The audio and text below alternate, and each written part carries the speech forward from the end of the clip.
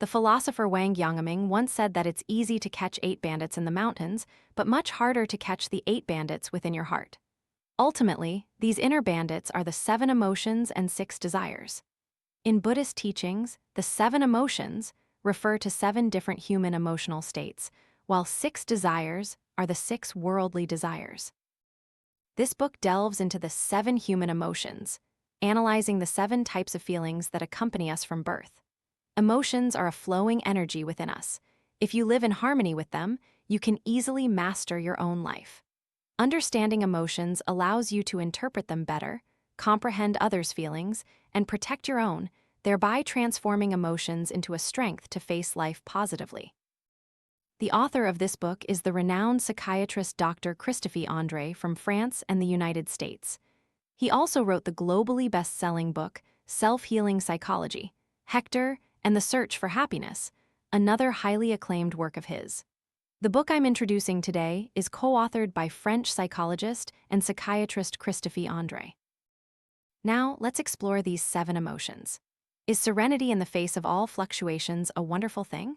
The author says that if there were a pill called Sommer A drug that could keep you calm in any situation, no matter what troubles you faced, your outward appearance wouldn't change, and you could respond calmly with a heart as still as a flat lake.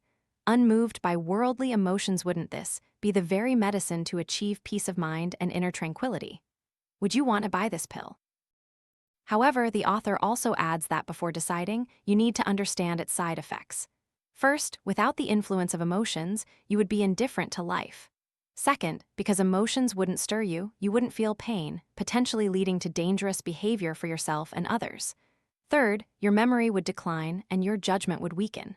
Fourth, you would face difficulties and obstacles in connecting with others. Now, would you still want to take this pill? You see, while emotions can cause us much suffering, conversely, they also add flavor to our lives and help us forge deep connections with others. In fact, emotions are a driving force for us to express ourselves to the world and are the most primal energy within us. You need to understand and manage your own emotions to harness their power. First, we need a basic overview of emotions. Emotions comprise 3 main parts: physiological, cognitive, and behavioral. They are a flowing energy, moving from a calm state to agitation, causing physiological reactions in the body such as increased blood pressure, rapid heart rate, and hurried breathing. Then, emotions influence how you think. When angry, you might narrow your focus, concentrating only on what makes you angry. When sad, you might get stuck on what's upsetting you and begin negative thinking. Finally, emotions make you react and act. Now, let's delve into the details of each fundamental emotion. First, the emotion that probably bothers many people daily: anger. You'll notice that quite a few people, when angry, often lose their temper and engage in behaviors like smashing things, slamming doors, or even acting aggressively towards others. Conversely, some people, when angry, choose to suppress their rage, keeping it inside without showing it outwardly. However, when confronting anger, both exploding and suppressing it are mistakes. The right thing to do is to directly face and understand the anger, then resolve it. But to understand it, we need to know why we get angry. The causes of anger seem complex but can be summarized as follows. First, you're angry because you don't want something to happen. Second, someone might have intentionally caused you something. Third, what makes you angry contradicts your values.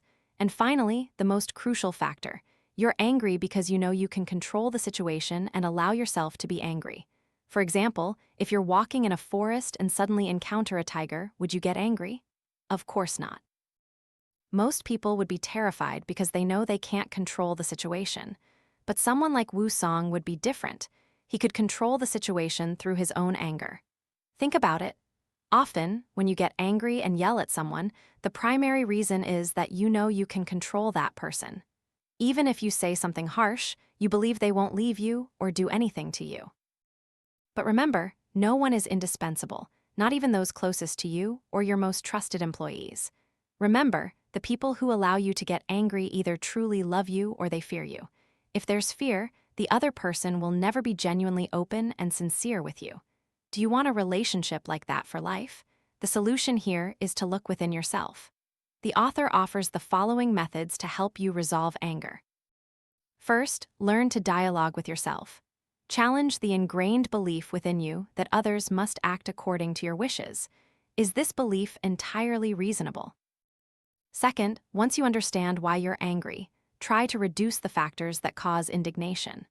For example, if someone at work always makes things difficult for you and annoys you, then instead of just brooding and focusing on their flaws, it's better to find ways to improve the situation and change yourself to eliminate those irritating factors.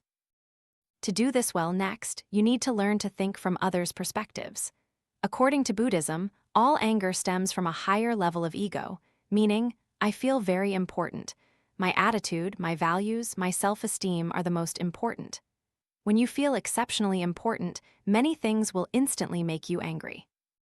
But when you can learn to put yourself in someone else's shoes, understand why they think that way, and whether it's truly necessary for you to be so angry, you will gain control over your present rage. Fourth, avoid personal attacks. When the flame of anger begins to flicker, pay attention only to the other person's behavior. Don't try to label who they are.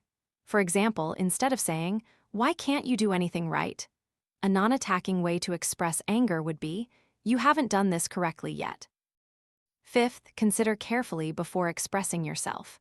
When angry, don't immediately speak out, write a message, or post your feelings on social media, etc. Let yourself calm down. Conversely, don't casually agree to everything with someone when you're particularly happy. Sixth, give the other person some time to express themselves. It's possible they didn't intend to cause offense, and their action might not even violate the principle that triggers your anger. Seventh, if you cannot control your rage, the best way is to turn and leave. For example, when furious with your child, you can say, "Mommy needs to calm down right now. Let me rest a bit." Then go outside or to another room for a while. This is also a very good way to control your anger. And the final way to control anger is to learn to let go. Don't cling too tightly to every concept. In reality, when you look back, you'll see that nothing is insurmountable and nothing is overly complicated. When you can accept whatever happens, your anger will naturally diminish. Conversely, there's an equally important issue. Many people lack anger, meaning they overly suppress their own anger. They believe, "I must always control my emotions, otherwise, others will see me as immature. I must never hurt others, otherwise, I will feel guilty." These are essentially beliefs instilled in your mind by others since childhood. They prevent you from getting angry but lead to depression. As the book Truth Works also states, if you have no way to express your anger, it can lead to serious psychological illnesses, even physical ailments. The best way, instead of saying, "I must always control my emotions," or "I can only be angry when I'm 100% in the right," is to think, "It's right to be angry when I have a reason, but I also have the right to make mistakes. Please don't be too hard on yourself." Or, instead of saying, "I need to appear friendly, otherwise people won't accept me," affirm to yourself, "I hope people accept me, but I don't need everyone to like me." So, those were the insights on the first emotion, anger. The next emotion is envy. In reality, there are no standard outward signs for envy, as it's rare to be able to tell if someone is envious just by looking at their face. Envy is an internal drama with a tearing sensation inside. For example, when visiting a friend of the same age, you notice that both of you came from similar backgrounds, and perhaps they even did worse in school than you. Yet now, their house is wealthy, and their family is prosperous. Outwardly, you might appear calm as a river, but inside, your heart is stirring, and you begin to feel sadness. Some might think they are feeling jealousy, but this is actually envy. Jealousy is different. According to psychology, envy is directed towards the happiness and material wealth of others, whereas jealousy is when you realize that something you want to possess permanently is at risk of being taken away by someone else. I will explain the feeling of jealousy in more detail later. This book reveals that people generally experience 3 types of envy.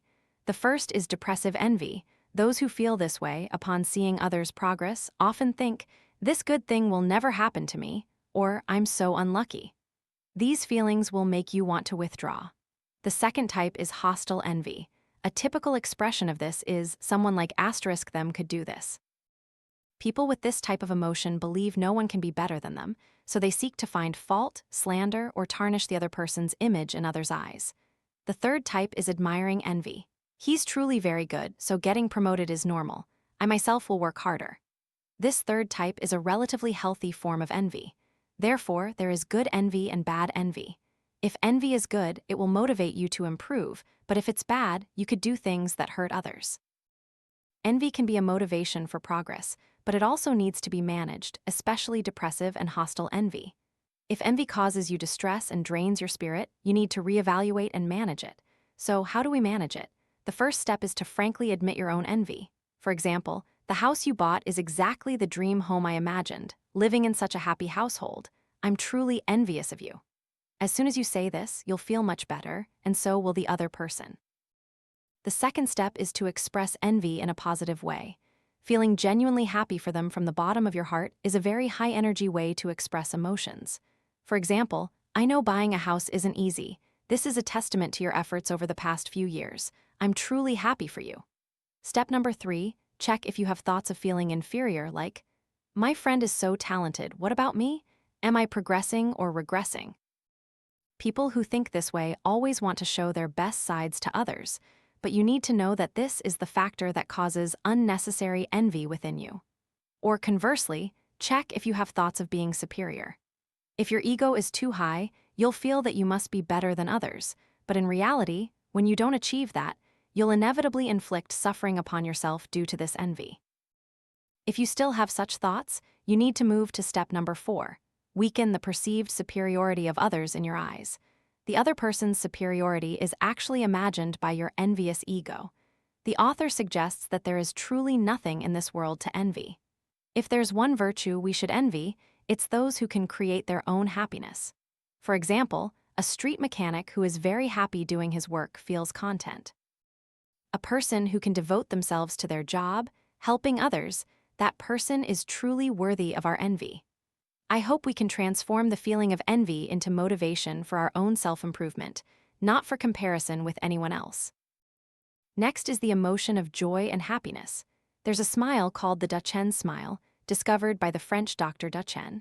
Did you know that people with this smile are truly happy and radiate joy? It's a smile where the muscles around the eyes naturally contract. Look back and see how many times a day you smile naturally like that.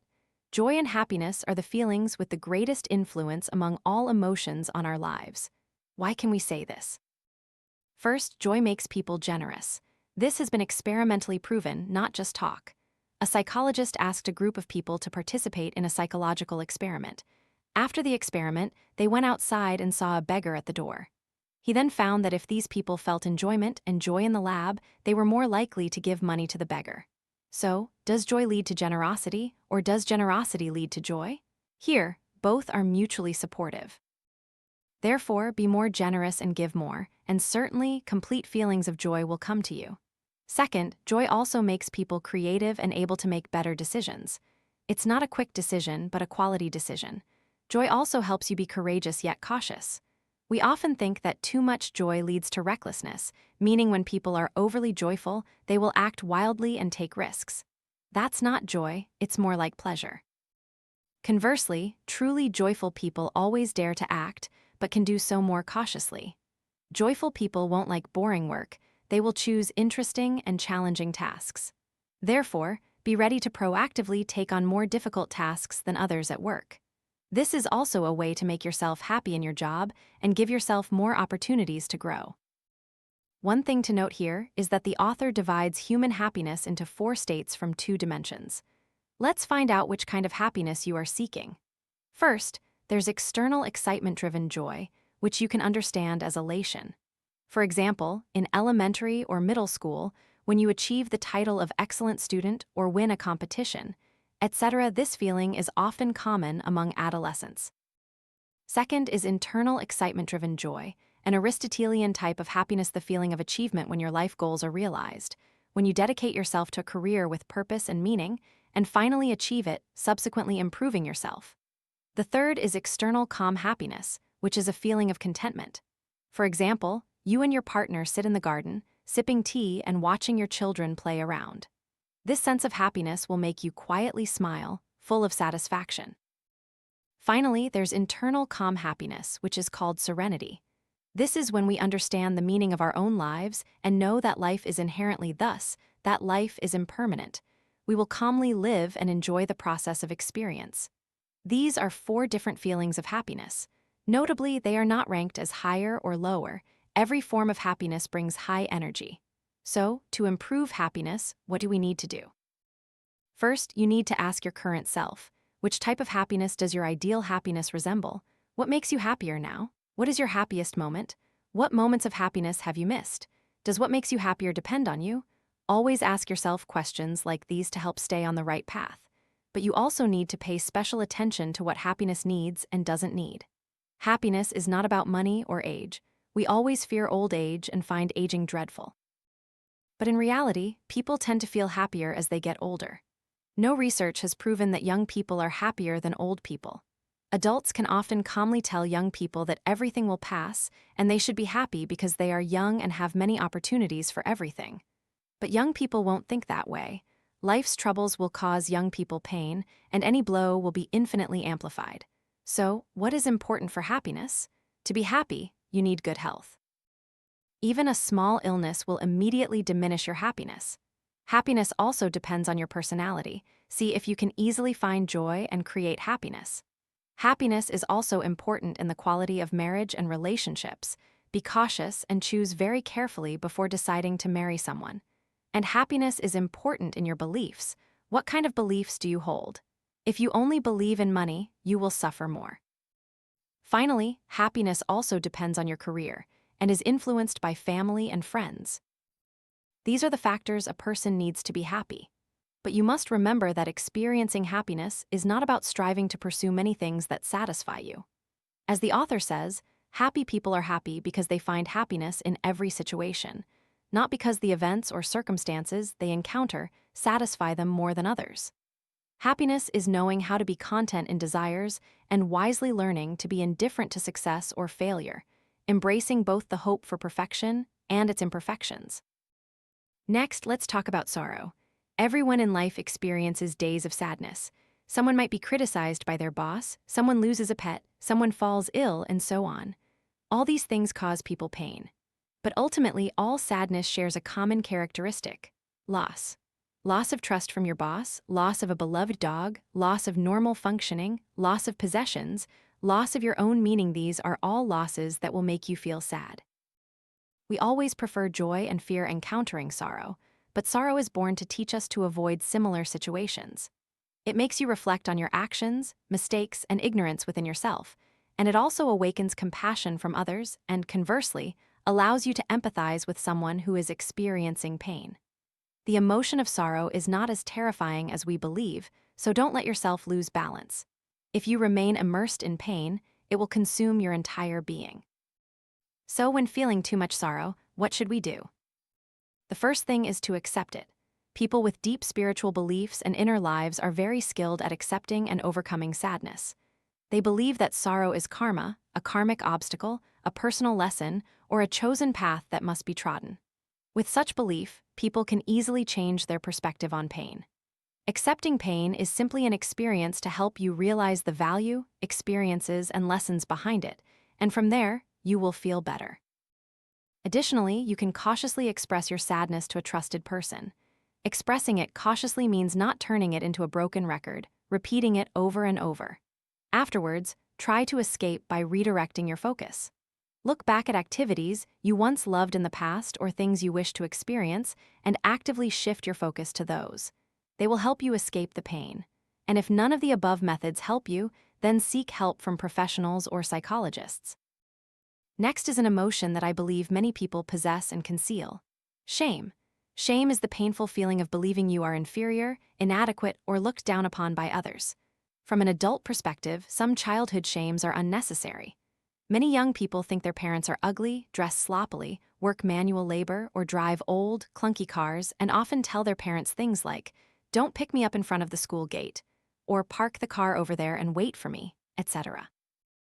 And surely, many will regret this when they grow up. So, why do we feel shame? It's when people fail to achieve consistency in 4 principles that align with those around them. The first principle is consistency.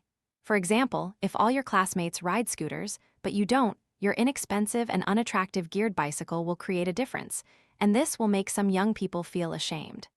The second principle is a lack of mutual support, meaning your selfish actions are exposed in front of others, making you feel ashamed. The book gives an example. On the first day students moved into the dormitory, everyone shared food they brought from home. But one girl stayed in the dorm while everyone else went out to eat a cake her family had prepared for her. Unfortunately, everyone returned just as she was eating, which made her incredibly ashamed. Next, the third principle concerns physiological matters. Every adult has experienced this during puberty. Some are ashamed of maturing too early, some too late, and some are ashamed of being different.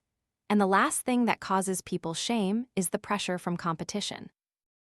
For example, if the entire team has excellent professional achievements at the end of the month, but you don't, this will make you feel ashamed. Shame has a typical manifestation common to everyone: blushing, bowing the head, and drooping eyelids.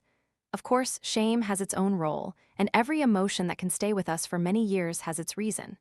The function of shame is to make others more tolerant of us. For example, when you're standing in line to pay, but your bag accidentally falls and everything spills out. If you didn't feel shame at that moment, you would clean it up leisurely, making others behind you wait. In that case, you would certainly be scolded and blamed by others.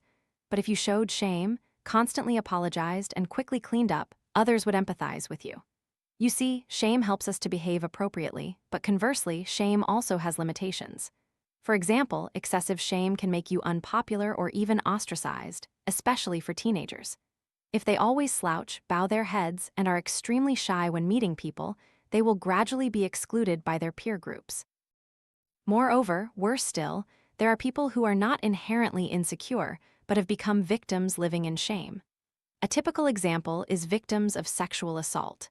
This always creates immense pressure for many people because our inner dignity sets certain standards. Although society dictates that you did no wrong and are a victim, you still cannot accept it in your heart. So how do we manage shame now so it doesn't become our negative energy? First, express it. Every time the feeling of shame is voiced, it will no longer weigh you down. A French writer, Annie Ernaux, who won the Nobel Prize in Literature in 2022, has a famous saying, "For shame, the worst thing is that we think we are the only ones who feel it." But in reality, when you feel shame, others can also perceive it. So, gently transform shame into embarrassment. Embarrassment is less serious than shame. Shame can penetrate deep within you, but embarrassment can disappear with a smile. Additionally, for those who intentionally try to humiliate you, the best way is to reduce interaction with such people. Some immature personalities project their inner fears and anger onto others, thus having a habit of humiliating someone, making inappropriate jokes, or exposing the flaws of those around them. When this happens, we should see through their emotions, empathize with such people, and give ourselves personal space, not allowing ourselves to become victims of shame. And finally, introspect your inner beliefs. See if you are demanding too much of yourself. To transform insecurity into transcendence, you can refer to the famous psychology book, What is the Meaning of Life? By Alfred Adler, to fully understand the feelings of insecurity and shame, and how to transform them into extraordinary strength within you. Next is the sixth emotion, jealousy. This book analyzes the feeling of jealousy, which primarily appears in relationships between two genders in love and marriage, what we commonly call romantic jealousy. Jealousy arises when people feel their relationship is threatened to some extent. It can also be a sign of insecurity. When the feeling of jealousy flares up within you, it comes with anger, fear, sadness, and sometimes shame mixed in. This is a complex and relatively negative emotion, but it also has its own role. In primitive society, when food was limited, jealousy helped people survive. If a husband had no feelings of jealousy and allowed his wife to freely interact with others, it was very likely that the child they were raising wasn't his.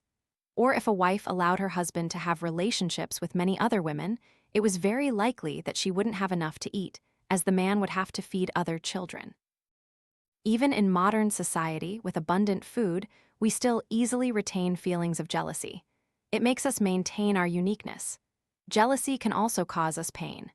The three main characteristics of excessive jealousy are strict monitoring, restricting the other person's contact with others, and belittling them. People with this type of jealousy often have very low emotional energy. So, how do we manage jealousy? Like all other emotions, the first thing we must do is acknowledge our jealousy and simultaneously confront it to find a solution. Then, ask yourself a few questions. Have you ever been hurt by a cheating partner? Were you hurt by your parents' deception? Do you feel you're not important enough or attractive enough to hold someone's heart long-term? Where does this favoritism come from? Questions like these will make you think deeply. If the feeling of jealousy continues to cause trouble for you and your partner, then seek further advice from an expert. Finally, you need to grant your partner some personal space. When you take away someone's private space, the risk you initially feared might not decrease, but could actually increase. Jealousy is a normal and natural emotion. Although it often makes us devalue ourselves, it is still a part of healthy psychology if we know how to manage and confront it correctly. It will add a bit of spice to your own life. Finally, let's turn to the emotion people always try to avoid: fear. For adults, the objects of fear often fall into the following categories: animals like insects, rats, snakes. Some people fear heights, many faint at the sight of blood. Some fear public speaking. Some fear confined spaces like elevators, and some fear thunder or water. They will panic when water reaches their chest and touches their nose, and so on. Why do we fear these things? Because all of them relate to dangerous origins from primitive society. They caused great harm to humans, so humans developed fear. But human fear is not only an innate fear from primitive society. Many fears also gradually form within you later. For example, fears rooted in culture, like fear of ghosts. Fears rooted in society, like children fearing parents, students fearing teachers, subordinates fearing superiors, etc. The emergence of these types of fears often stems from our need to avoid getting lost in our society. Finally, people also have fears stemming from false beliefs in their minds, such as fear of not feeling safe, fear of a partner's betrayal, fear of scarcity, and so on. Therefore, many people have tried every way to control the situation or fill it with their material possessions. Ultimately, fear is an uncomfortable and unhappy emotion. You certainly don't want to live in fear every day. There are even many people who react excessively just because of fear. When fear turns into negative energy within you, making you anxious and doubt yourself, you will need to find a way to manage it. So, how can we manage our emotions of fear? The first thing, which this book has mentioned many times before, is to acknowledge and express your fear. Don't try to hide your fear. When you're clearly afraid, genuinely tell others that you need help. The second thing is to learn to grasp fear, meaning to prepare and gather as much information as possible. For example, if you're afraid to travel alone to a strange place, prepare all possible information about the trip. When you know how you'll go, where you'll stay, what you'll do, etc., you'll feel more secure, and fear will no longer be able to hinder the powerful energy within you. Next, let's learn to relax. When afraid, your heart rate will increase. At this time, you can close your eyes and focus on your breathing, each inhale and exhale, to reduce the anxiety it brings. Finally, confront it. Here are some important principles for confronting fear, which I've summarized. Bravely and proactively expose yourself to fear slowly and within a controllable level. For example, if you fear crowds, proactively challenge yourself by participating in competitions that require interaction with many people, starting with smaller competitions. If you fear a certain animal, for example, I've seen many people fear cats. Then gradually expose yourself to cats under your control. So, these are the 7 emotions that accompany us throughout our journey of growing up. I believe you will realize that behind the appearance of these 7 types of emotions, there are underlying causes. Perhaps you are disappointed with life, dissatisfied with the present, worried about the future, feel you don't fit in with those around you, and have many other anxieties. Once you recognize these deeper causes, you can easily tell your emotions, "I see you now." Simply by expressing them, you can face your emotions with the utmost serenity, instead of being controlled and dominated by them. Therefore, don't overly concern yourself with time, circumstances, or others trying to suppress your emotions. You can entirely release your negative energies in a timely and reasonable manner, so that every present moment can immerse itself in emotions, living in harmony with yourself and with others. Understanding emotions, expressing emotions, resolving emotions — this is the best way to help you calmly accept an imperfect self. True perfection lies in imperfection. I hope both you and I can cherish and embrace all emotions, fully love ourselves, and bravely move forward.